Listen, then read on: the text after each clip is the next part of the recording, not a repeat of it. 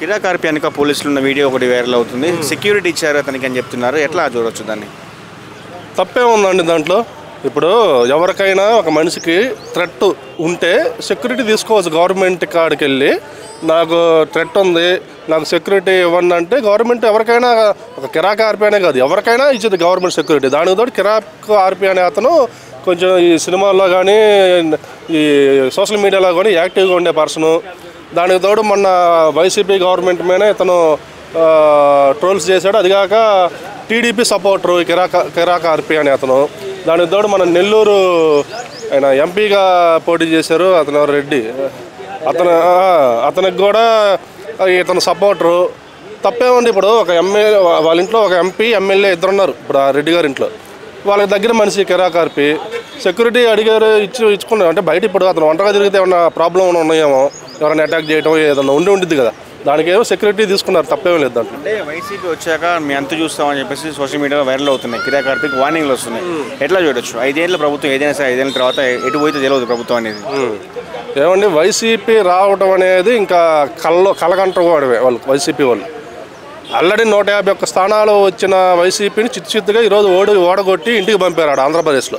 ఈరోజు కూటమి ప్రభుత్వం బ్రహ్మాండంగా అక్కడ అభివృద్ధి చేస్తుంది. ఇచ్చిన మాట ప్రకారం అన్ని హామీలు కానీ ఒకవైపు అభివృద్ధి, ఒకవైపు సంక్షేమాలు ఇచ్చుకుంటూ వాళ్ళు ముందుకు దూసుకుపోతున్నారు. పవన్ కళ్యాణ్ గారు, చంద్రబాబు నాయుడు గారు, పైన కేంద్ర నరేంద్ర మోడీ గారు సపోర్ట్. ఇంకో 20 సంవత్సరాలు ఎన్డీఏ కూటమి అక్కడ ఉండిద్ది.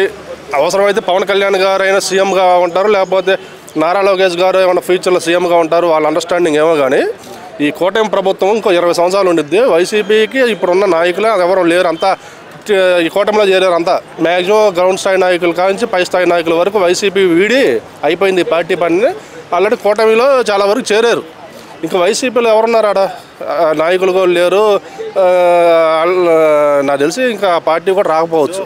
సీమరాజా అనే అతను పోస్ట్ నుంచి అతను వైసీపీ కండ వేసుకున్నా కానీ అతను మాట్లాడే మాటలు కొంచెం టీడీపీకి ఫేవర్గానే మాట్లాడుతూ ఉంటాడు.